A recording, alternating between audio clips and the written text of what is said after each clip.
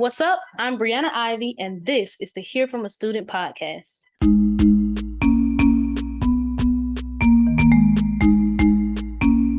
So we've talked about the academic, the ins and outs. Let's talk about some of that professional development, some of that transition into the real world.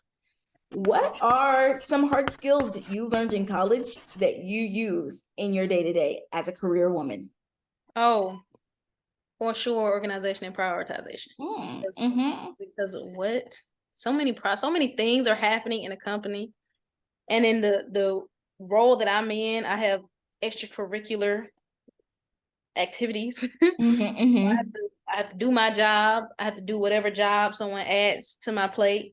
I have to do things in other programs. So it's a lot. So I think organization, prioritizing in terms of like hard skills, I never thought I would be a coder. But yes, I've been in that's Python. software. My whole last role was Python. And now people be like, yeah, she be doing Python. And I have to be like, when I'm asked. Who said that? Who said Who said that? Who said that? Who said that? Who said that? Who had been saying that? So Python, VHDL, I do that a lot. Circuit.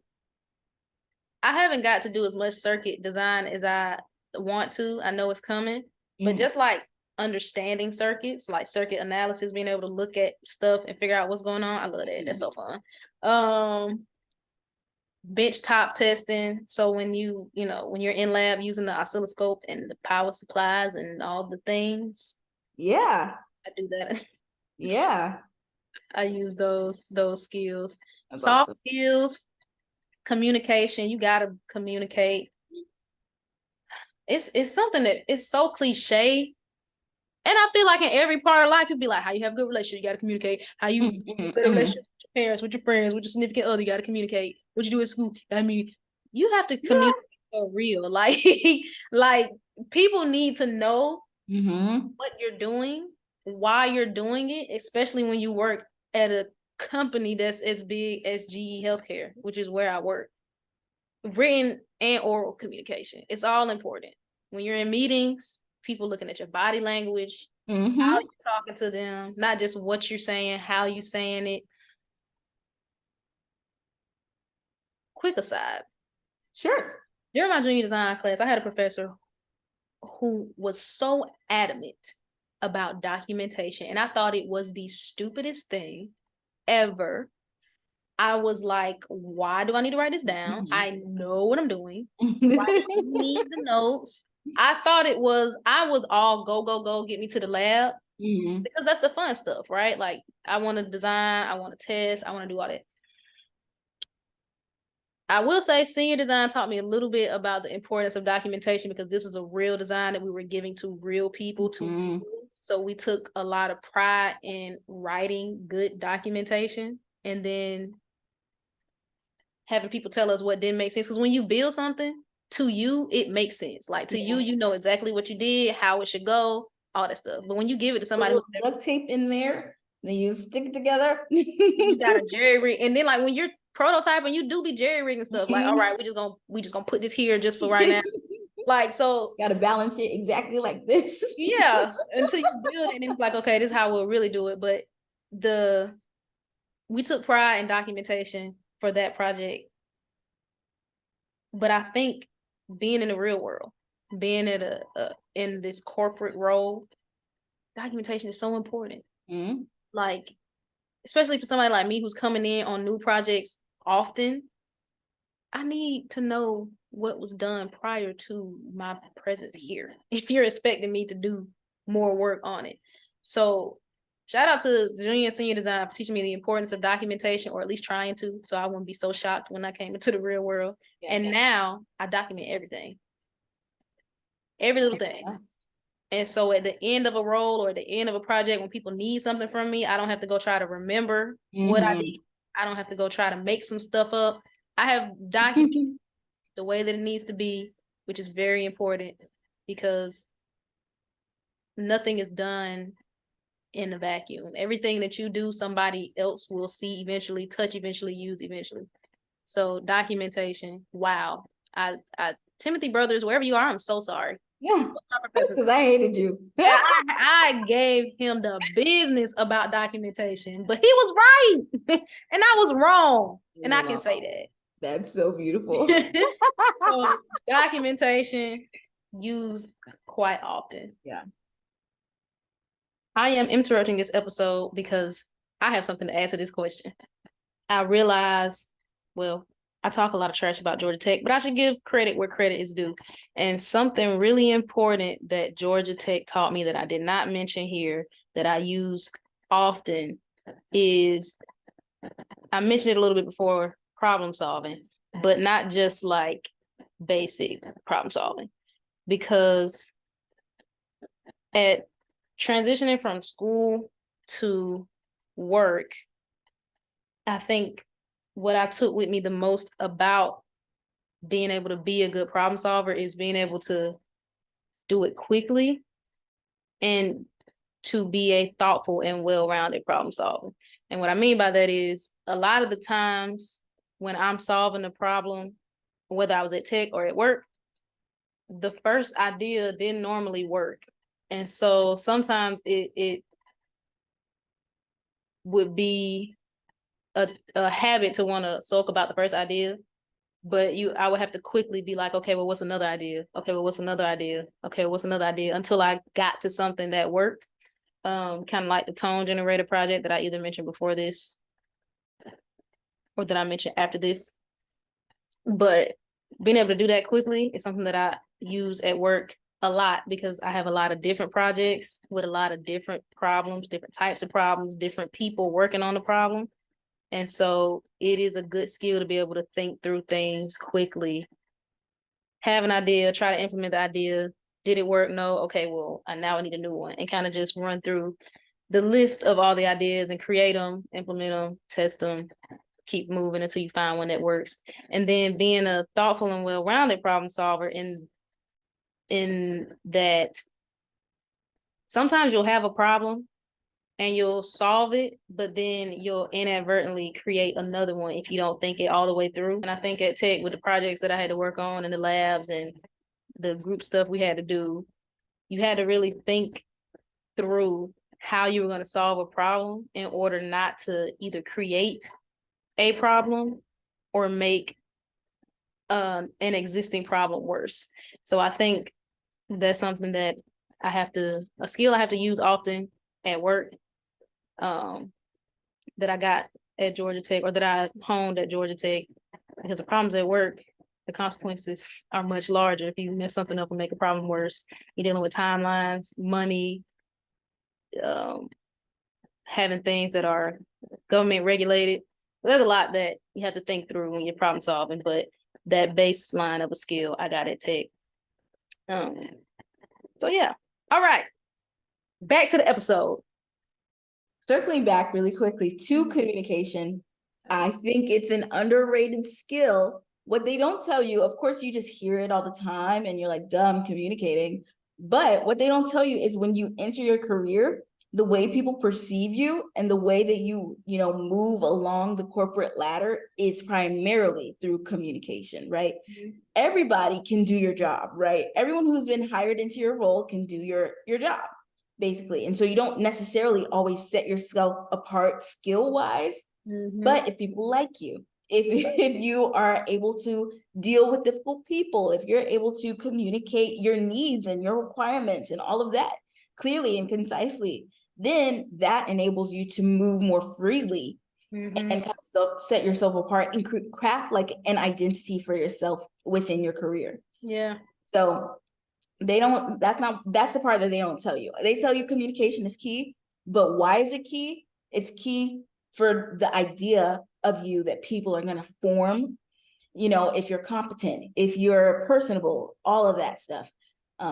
So really have to work on that. And that's why I do appreciate, as much as I hated my group projects or whatever, I do appreciate having to communicate with all of these different peoples and try and create a good working environment with them. I think how you communicate is very important to your brand. Like people will know about you before you go to any team, and they'll know about you because people are going to say, yeah, she's easy to work with, or, you know, or she's something that the two things that stood out to my managers and my project leads about me were not really super technical. Like the thing that they always gave me applause for was my question asking. And I had a mini project where I had to work with someone else, but they were really impressed with how I was able to work with this person and us have good results out of the project. And those are the things that stood out the most to them. So it was like, of course, I'm smart enough to do the job, like you said, like that they're paying me to do. They would hope that I can do the job they're paying me to do. But how you do your job, I think, speaks a lot of the times more to you as a person and what people say about you and your brand as a person. And the Python comes second. They're like, she's great. She worked with this person. And also she does Python sometimes. Right. And also she can do the technical things. But people want people on their teams. I didn't like the way I said that. Managers want people on their teams that they can put in different situations and they make it better, not worse. Like if I need somebody with your skill, but if I got Breanna that can do Python and VHDL and circuit analysis, and I got Boogie who can do the same thing, but Boogie got a better attitude about it, and Boogie want to be involved and engaged, and she asks questions, then I'm gonna go with Boogie, and I'm gonna let Breanna sit at her desk and do the typing and the click clack clacking, and I'm gonna go send Boogie on this site tour, right? Or I'm gonna go put Boogie on this other team that has higher visibility, because when people look at that team, the managers be like, when people look at that team, I need them to look good because it reflects on me. So like to go into it. So another thing, one final thing is that a lot of career tracks, the precipice of your career is managing people and managing projects. So if you're like looking to move up, you know, that first promotion or that second promotion might not depend so heavily on your ability to interact with other people, but that third promotion, that fourth promotion, they're like, you hate everybody, so you cannot move up. So yeah. Good. Some hard skills, some soft skills. Let's talk about professional development at Georgia Tech. Did you take advantage of opportunities for professional development, and did you feel like there were adequate professional development resources for you? To be honest, I'm gonna keep it a buck with you. I probably didn't use them as much as I should have, but I did a couple of things. So my first semester fall, right, career fair, I had a mentor through NSB. Shout out the GTSB. And Charles. I hope he's doing well wherever he is. I remember he helped me get my resume together. He helped me get like my little elevator pitch. I was nervous wreck. I was like, and he was like, just go to the career fair. Because a lot of freshmen be like, I'm not gonna go because they're not gonna give me a job. I don't have any skills. I'm not saying you're wrong. You just got this. And but there are opportunities specifically for freshmen that they'll present to you. Yes, there are. Some companies have opportunities specifically for freshmen, and something that my mentor was telling me, he was like, just go and practice articulating yourself to a recruiter, telling them what you're interested in, what your goals are, asking about opportunities. Even if they don't have any for you, they might remember you later. Their recruiter might get back to their job and be like, I had this freshman, and I know she don't know much, but she was asking really good questions, and let's see if we can put her somewhere or put her, you know, in the queue for next year. Like, the opportunities that you can create for yourself when you're willing to put yourself out there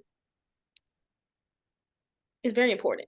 And I feel like I learned that. So that was like my first little tidbit in professional development, going through my elevator pitch and just learning, like I said, how to articulate myself and my goals, passions, dreams, whatever. You know, then sometimes you got to play the game. Like, you got to understand what the company is looking for, what the company's passions are, values, mission statements, all that. But Nesby did a great job of Nesby did a great job with professional development and like especially I feel like my freshman year when I didn't know much. But yeah, doing the resume reviews and I know that there were some mock interviews. I don't know that I ever went to one. I ain't gonna lie. Sometimes I was just like, I think I can talk to these people. I got Yeah, I it. think I got it, and most of the times I did, but if I needed something, I knew where to go to get it. But Nesby hosted like CNS, which is the corporate networking social, which is something that I really love because as opposed to the big career fair where like the company recruiters are there and you like walk up to them and it can be a very intimidating power dynamic.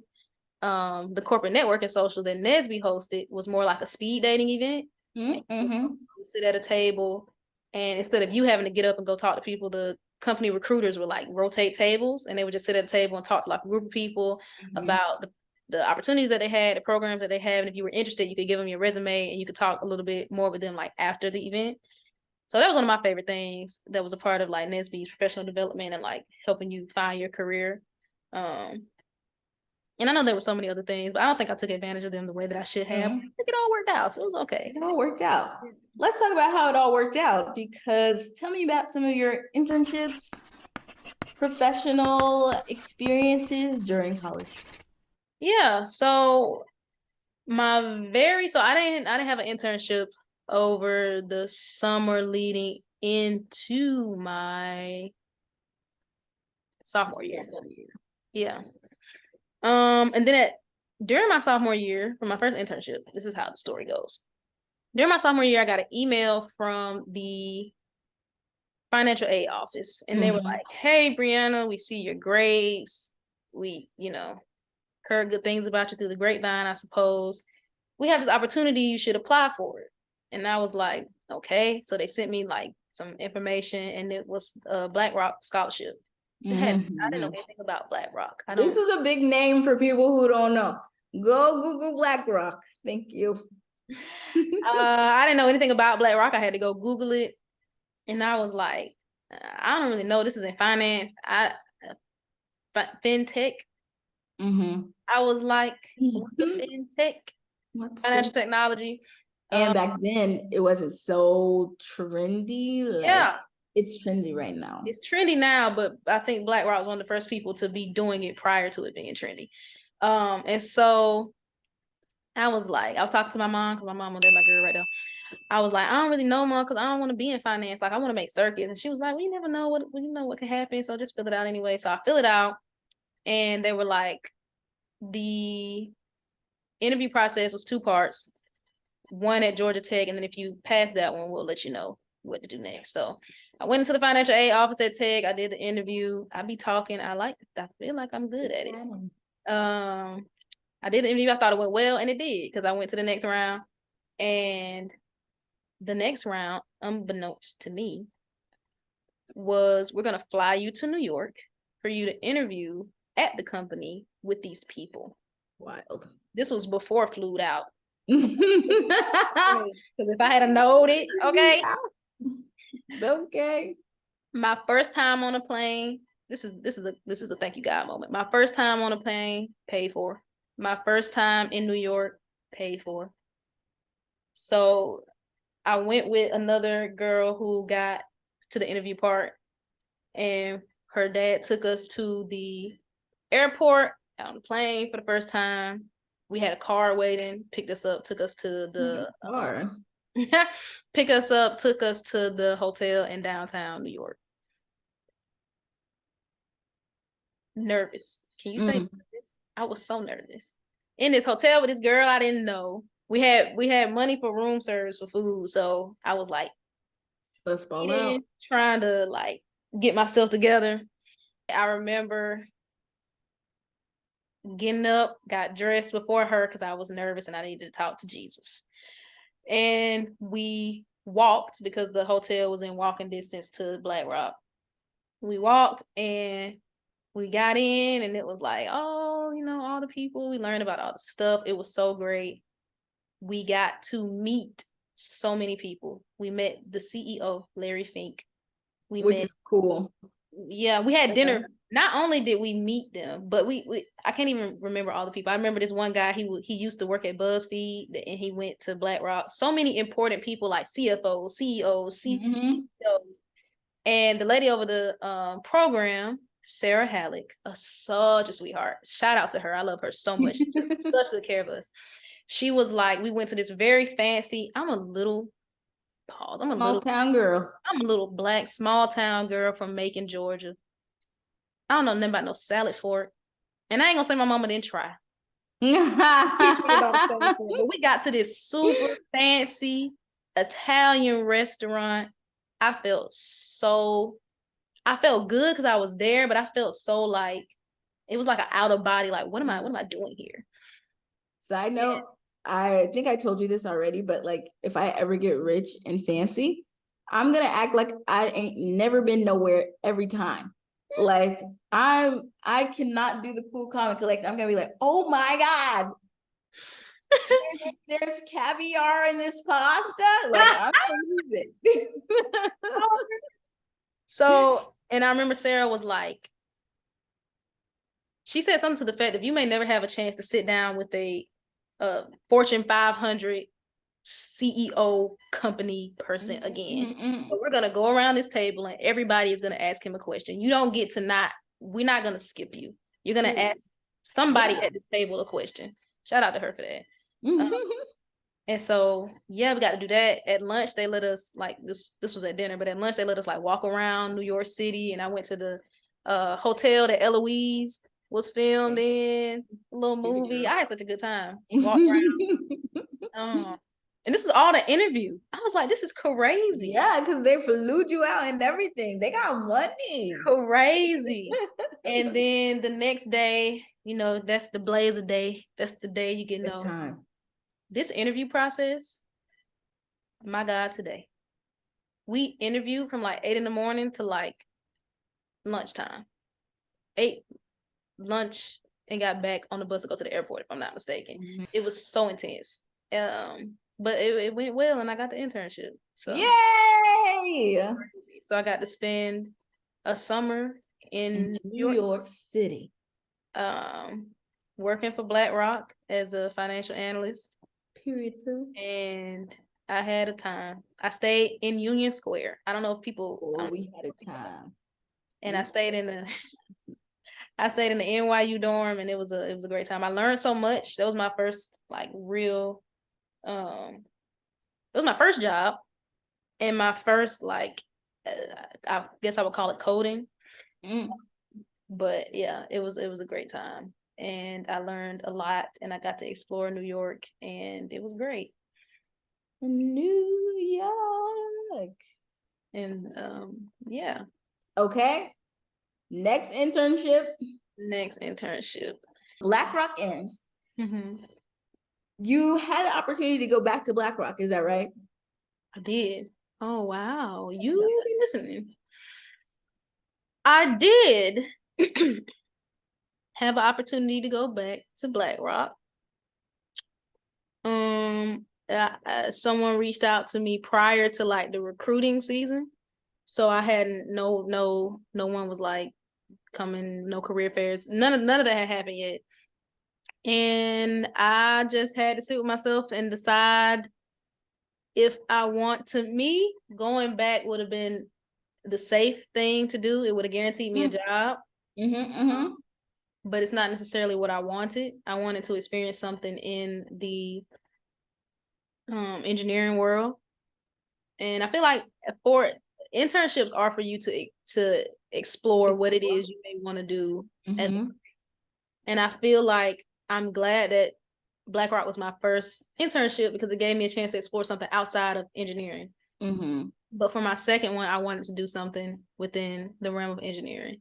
And so I declined the offer to go back with respect and, you know, kindness. And I went into the unknown seas of recruiting season. So fun. Such a stressful time. But I was like, I want to see what else is out there for me that I may enjoy. And so I took that leap of faith like that. Yeah. And then you were fighting demons because you got multiple offers. Is that right?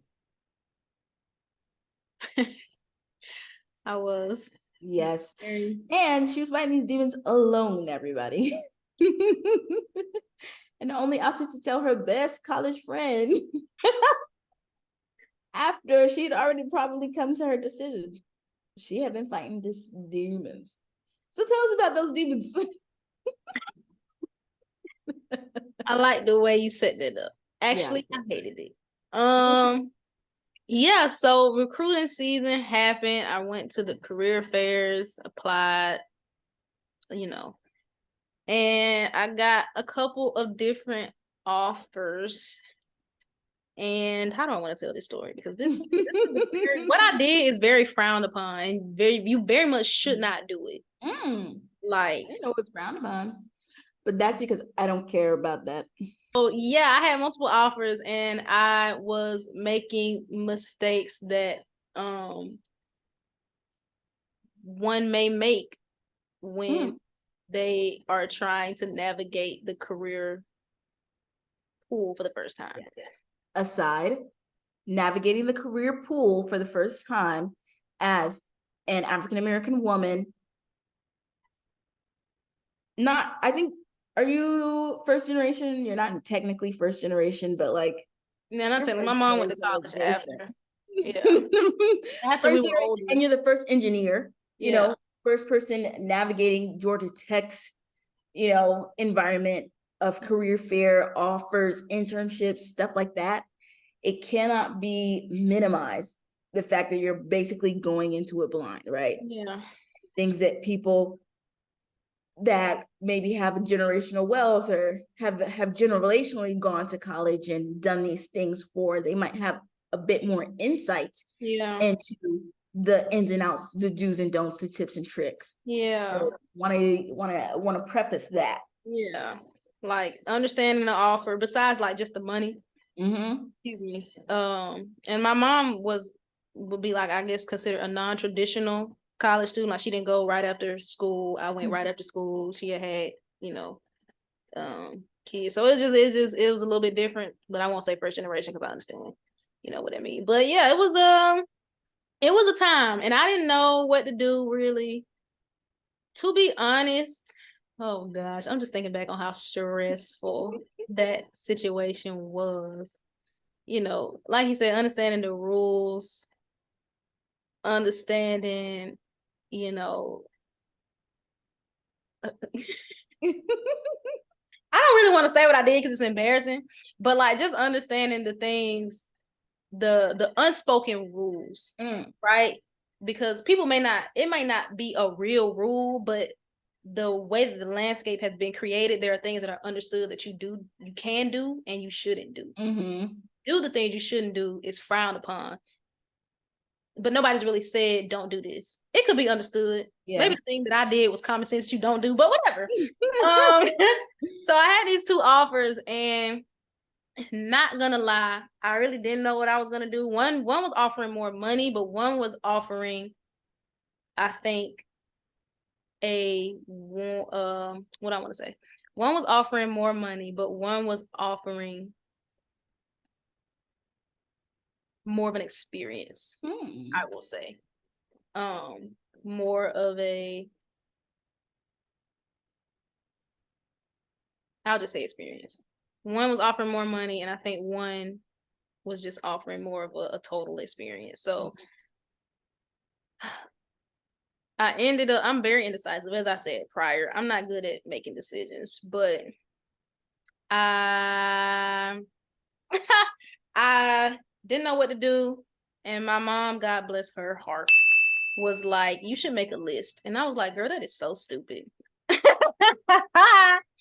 I'm not doing it. Kids these days. What the hell? They're like, you should make a pros and cons list. And I was like, girl, no, I'm not making a list. After weeks of stressing, not eating, I was like, all right, so I need to make this decision like for real. And so I remember I sat down, I told Jesus, I said, look, when I get up from this table, I need to have a clear, concise answer on what to do next, right now, today. I sat down, I made this list. I got up, I looked at the list, and I knew exactly the decision that I should be making. Shout out again. Can't tell me my God ain't real. Also, my mama be right. Yeah. And so then at that moment, I fixed the problem and I accepted to do a summer internship with NASA's Jet Propulsion Laboratory. Oh, snap. And thus begins Breanna's astronaut era. One of her best eras throughout college. I would not shut up about this. Fun fact, that moment I got up from the list and I sent the guy email.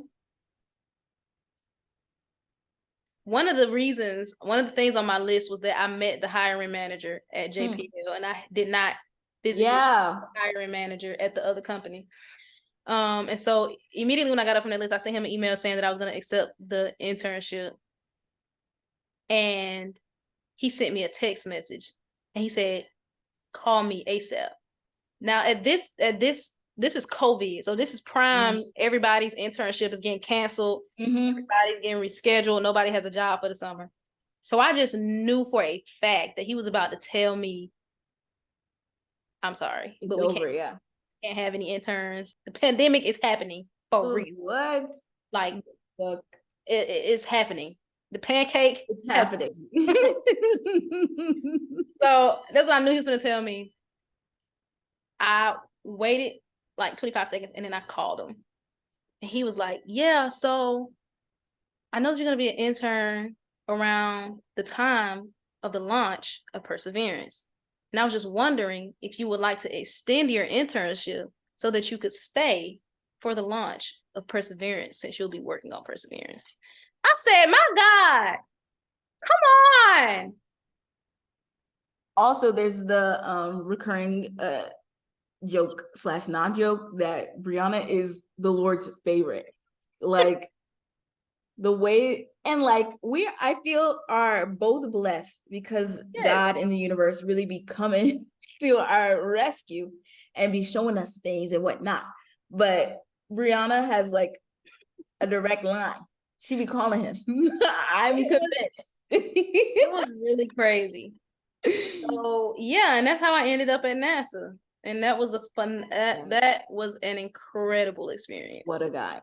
So, and you did the internship while it was the pandemic.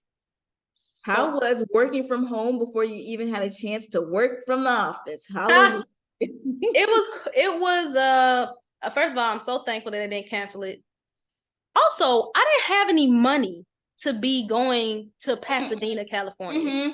Right? I remember that. You were like, where am I gonna stay? Yeah. I was like, I didn't know anything about anything. I was like, I don't know how I'm gonna find somewhere to live, transportation, like I'm gonna have to take the bus, the train, I didn't have a car. So I was really stressed about it. And I remember my mama was just like, don't worry about it, it's all gonna work out. And I was like, I need more.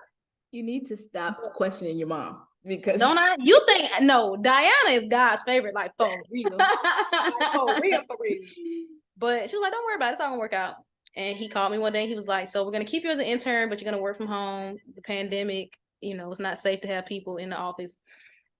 And I set up a little desk in the corner of my room. And I think because other people had to work, it worked out well. Because I don't know about anybody else, but doing that last one of those semesters at school from home, for whatever reason, sometimes my brother and my parents felt like I was not in school. Like I was taking a whole final, and my mom was trying to argue with me about a fish sandwich. And I was like, girl, she's talking about, I done bought you this fish sandwich and you gonna eat it? I'm taking a final. I'm trying to pass this class. So funny. So like, so I feel like in terms of like a work environment, it was okay. It was a little weird, but I feel like I kind of like smoothly transitioned because we were coming off of going to school from home and remote. So I feel like that was a little bit weirder than like, okay, now I'll do work remote from home. So it was cool. And my mentors and the people that I work with, like they gave me virtual tours and I got to see like some of the stuff that I was working on. So it turned out pretty good, I'd say, the work from home situation. Excellent. Yeah. Good. Some awesome internships. Yeah. And let's pivot a little bit and talk about the pandemic. Okay. Hold on. I do want to say what I worked on. Yeah, go ahead. Thought it was really cool. So I got to work on Perseverance. I was a mobility. Oh, yeah. She went into space, everyone. She flew up there and she was an astronaut and she saw the Mars. Thank you. Please add to whatever you'd like to that story. Right. So what I actually did, I was a mobility test intern and I got to write some tests for Perseverance in terms of how it was able to move and make its way on the surface of Mars. So that was a really, really super cool project. And I got to watch it launch into space. I got to watch something that I worked on launch into space. And it's on Mars. So that was a really cool project. Did you cry when the Mars rover died? I did not. Lame. I did not. You crazy. So yes, let's pivot to the pandemic. We were in, well, I was in my senior year, you were in your almost senior year. And we are having the time of our lives. So good. We're living like it's senior year, right? We go to events, we go to parties, we have established social connections. And then we're like, all right, see you after spring break. And we don't come back. Crazy. And we don't come back. But then we do come back to campus at least for, wait, no, I guess that was our junior year. Sorry. We're living our junior year lives, having a great time. And then we go for spring break, pandemic hits. We have to stay for the rest of that semester. We come back for our senior year. Mm-hmm. Tell me a little bit about that experience. Like, what was that like for you? I remember so much about this. Let me tell you why. Because I remember thinking, because tech, how do I want to say this? Tech lives in its own bubble. And tech takes does to do. And I remember walking back to my dorm, and my friends went to school at Spelman and Morehouse. And I remember they were texting me like, yo, Bree, they sending us, we grew up together, we lived in the same hometown. They was like, yo, Bree, they telling us we not coming back. You need us to, they telling y'all the same thing. We'll scoop you, we can go home. And I was like, Tech ain't told me nothing. Tech told me come back, we'll see you in a week. And they was like, you sure? And I was like, yeah. And they was like, all right. Flash forward too. Don't come back at all, actually. So that was crazy. But going back senior year, it was so empty on campus. So empty. I feel like that was the weirdest thing. And then it was weird again when people came back. Like, yes, we're like, who are these people? Yeah, because a lot of people didn't come back. Like they just stayed remote. But me and Boogie went back and it was so empty. And I had some professors who were really understanding of the fact that this was a large transition, that we were in a pandemic, that people was losing family members, that people themselves were getting sick, people were dealing with sick family. Like the pandemic was a lot, mentally, physically, emotionally, and I had some professors that really understood that. On the flip side, I had some professors who were like, turn in this assignment or else. Unless you are taking your last breath, this assignment should be on my in my inbox at 11:59 p.m. So that was and then like as always, tech is hard. So you're like balancing what it is to exist in a pandemic. Yeah. To be a college student in a pandemic. And then school is hard. Like so hard. Yeah. I remember taking was it electronics packaging? one of the classes that I was in and taking the test like just in a state of like this is crazy. Like this cannot be my life. Like what is this? And so yeah, school was different in terms of like how to handle this new state of being. But school was still hard. Professors were still expecting whatever they was expecting. Yeah. Physically navigating campuses was so much easier because people weren't there. So yeah. And like it was empty. So me and my group of friends would just like go to a classroom and stay there all day and just do work. Go to class, come back. Yeah. Go get food, come back in there. No need to worry because there's no classes actually. To be on our laptop, you know. So yeah, it was an interesting switch up, and then people came back to campus and it was like, what are all these people doing here? Like, why are you in my way? It's busy. Like, what's this line? Yeah. So it was an interesting switch up there. I've got a running theory that if we hadn't gone for spring break and everybody hadn't like left and went to different places and were doing like spring break things, Georgia Tech would have stayed in like its bubble and have people just be on campus and testing diligently. But because we did go for spring break, you couldn't control that people wouldn't get the virus. So they were like, all right, it's our best bet. It's in everyone's best interest to send them back home since they want to be freaks on spring break.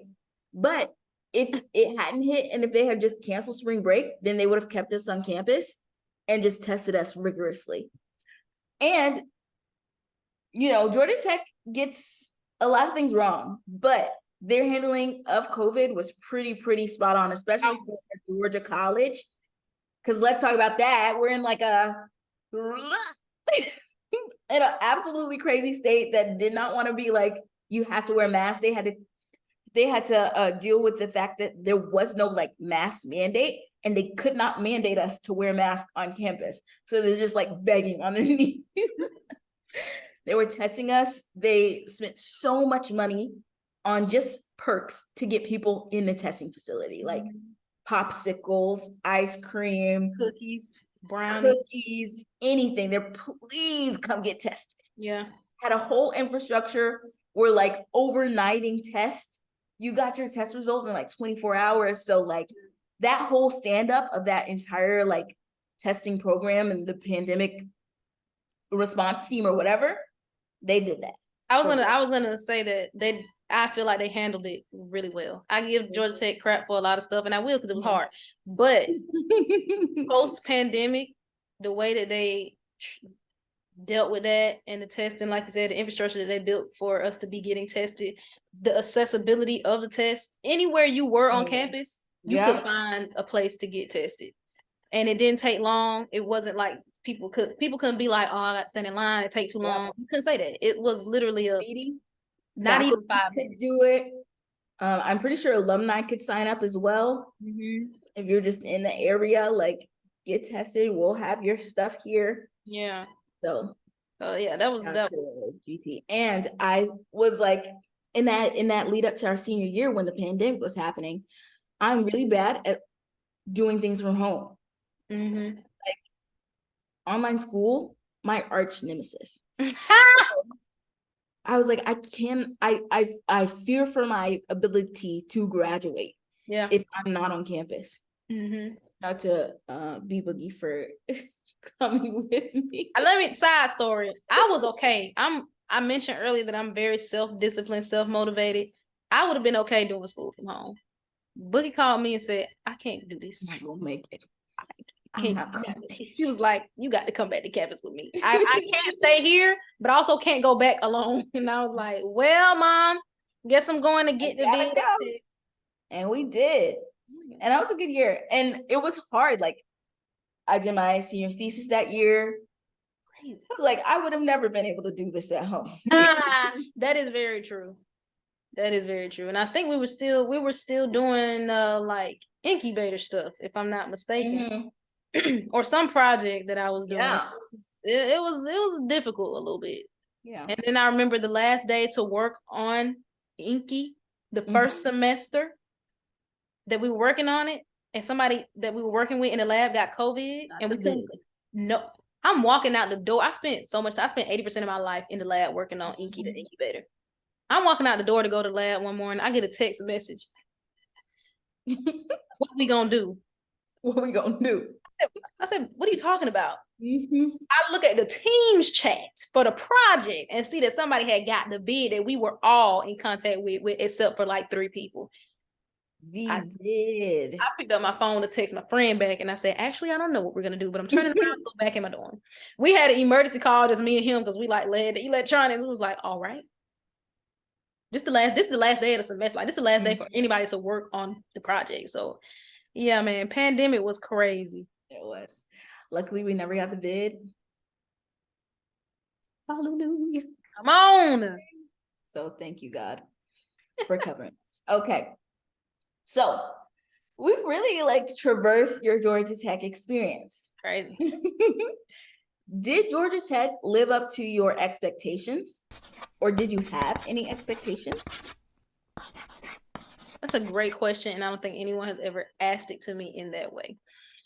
Going into tech, I'm not sure that I had any expectations. I knew it was going to be hard because that's it. I mean, like, it's got that reputation. It's got the reputation, the acceptance rate, like everything. I knew it would be hard. I just didn't know how hard it was going to be. Didn't meet my expectations. Listen. I guess it met my expectations of a challenge. It exceeded them. There were many times where I almost did not make it. Okay. There were a few nights I didn't know how I was going to do it. But God. So yeah, I feel like it met my expectations in that way. But I do feel like it prepared me. It challenged me. It prepared me. It helped me grow into not just the engineer that I am, but into the person that I am. The person that can pivot, the person that can take an L and recalibrate and figure out where to go next. The person that can be a good problem solver. The person that can think about other people while I'm problem solving and not just thinking about the problem that I'm trying to solve. That could be more of a Breanna thing, but I feel like I've done it throughout my Georgia Tech career and it kind of just carries over. So Georgia Tech did a lot for me, for better or for worse. Good and bad. But no, Georgia Tech was a great decision. I wouldn't change it. If I could go back, I wouldn't go anywhere else. I would go in a little bit more prepared. I would go in knowing a little bit more about myself and about what it was going to take to finish a degree at Georgia Tech. It takes a lot of discipline. It takes a lot of perseverance. It takes a lot of believing in yourself. So yeah, Georgia Tech changed me, and I will forever be grateful to Georgia Tech for what it did for me. What are some of those key differences between the Breanna who started Georgia Tech and the Breanna who sits before me now, who's finished Georgia Tech? Well, of course, I'm smarter. Thank God. Yes. I am smarter, technically. I think I am more confident in my intelligence and my competence. And in me as a person. I'm more comfortable with myself. I'm comfortable walking in the room and being my full self all the time, every time. I'm comfortable saying I don't know and to help me. And I'm comfortable saying I do know. I can tell you. Yeah, I'm more well-rounded as a person. I think I'm more resilient. And I understand the importance of taking a deep breath and being okay with the outcome of certain situations and knowing that I can change them. So, yeah. It taught me that I'm a person that can conquer challenges. That I'm a person that can work with other people, whether I want to or not. That I am a person who can communicate well, I think, because there was a lot of that going on. Socially, but like also like explaining things to people. I feel like I really honed that skill and like being able to break down complicated things. I've been told that I do that well, but I just thought it was a thing, but or I didn't think it was a thing, but apparently it is a thing. Yeah. And the Breanna that sits before you today, in short, because I just rambled on for so long, No. is a more confident, more sure of herself, more intelligent person who believes that she can conquer the world. So Period. yeah, I believe that any dream that I have, I can do my part to make it come to pass. So shout out. Very important. Mm-hmm. A surefire, strong belief in yourself. Mm-hmm. That's great. And that's what like challenges, that's what like experiencing failure and success in equal measure gives you. Like an unshakable, like I can handle anything really. I am good. Like I am capable. I feel like, you know what, that might be the biggest thing. I am capable. Like it might be hard. I might not want to do it. I might not like it, but I have the ability to do it. Yeah. Like despite all odds, against all odds. I'll be the Georgia Because we be fighting the odds. Okay. So it's like I am capable of so many things. And it's pretty great to know. Beautiful. Okay, what advice would you give to someone about to start their first year of college? Oh, great question. What was it like? I would say be kind to yourself while you're transitioning from high school to college, because college is a different beast. There's more freedom. There are more challenges socially, academically. There is more to explore about yourself. And I would say the first thing is to, be kind to yourself while you're making that adjustment. Don't beat yourself up too much about the things that you don't know, because you don't know. Don't forget to eat. Sometimes we get so caught up in the day-to-day rigmarole of going to class, doing homework, going to the lab, you do your extracurriculars, you go to meeting, you get back, and you don't eat. Please eat. Don't forget to sleep. Sleeping is important. I know freshman year people like to party. And that's cool. Everything in moderation, balance it out. Go to some parties, do your homework, whatever. Don't forget to sleep. Sleep is important. There's only so much. Take care of yourself is what I'm trying to say. Because there's only so much you can pour out if you don't have anything to pour. You can pour nothing from an empty cup. So take care of yourself. Eat, sleep, be kind to yourself.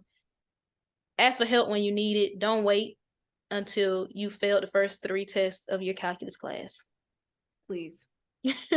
Don't be me. Go get help as soon as you realize, I don't know what's going on. Go to office hours.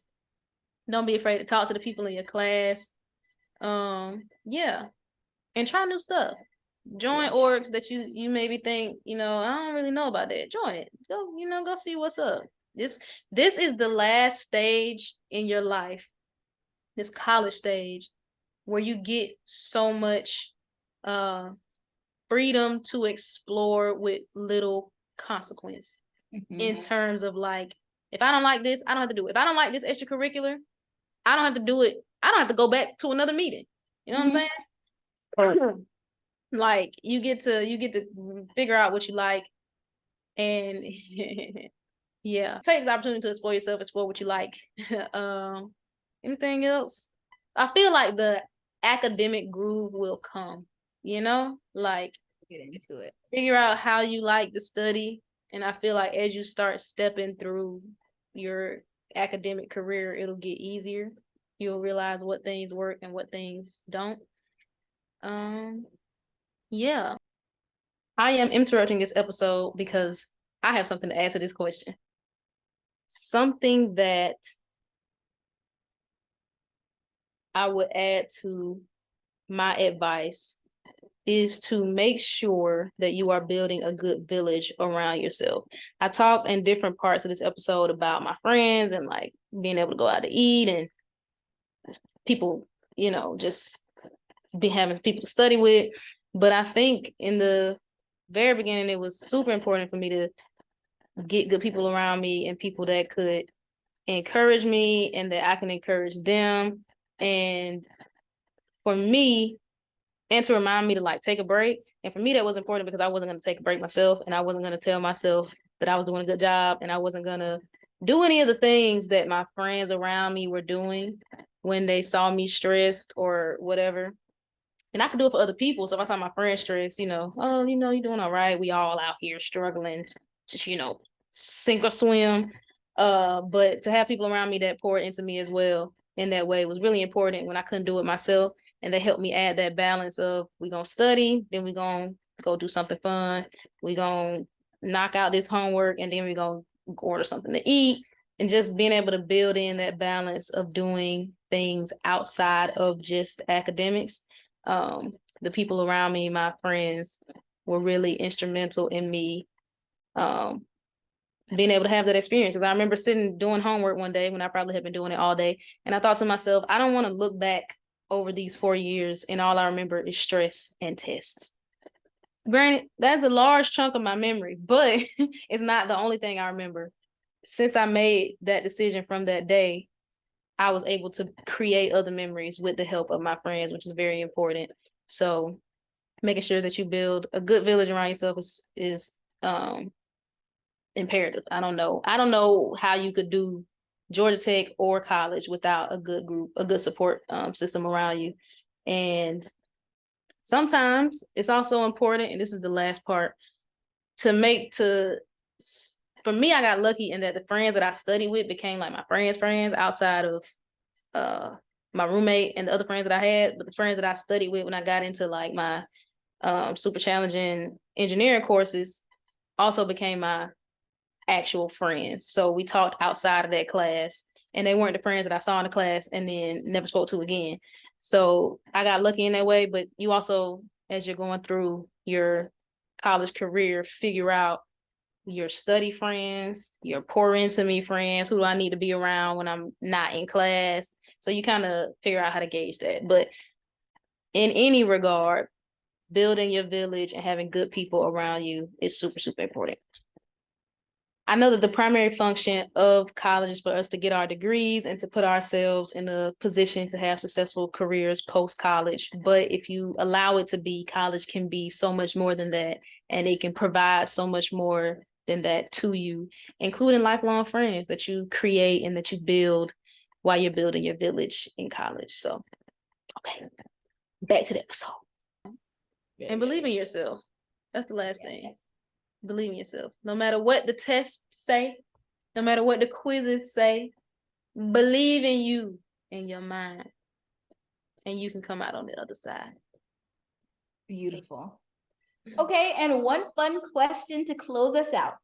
Would you rather have the ability to see 10 minutes into the future or 150 years into the future? You can do this at will for the rest of your life.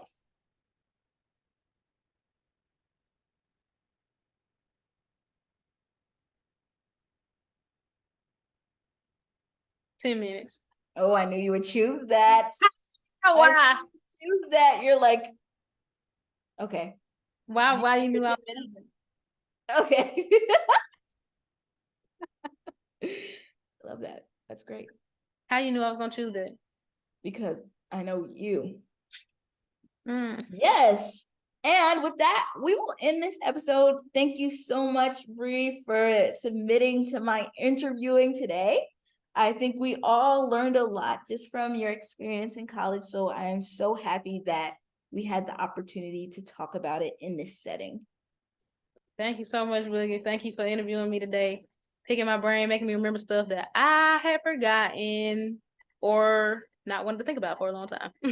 I'd rather not think about that. Great. Okay, everyone, tune in for the next episode of Hear from a Student. And today you've heard from the student, Breanna Ivy herself. Thank you, Boogie.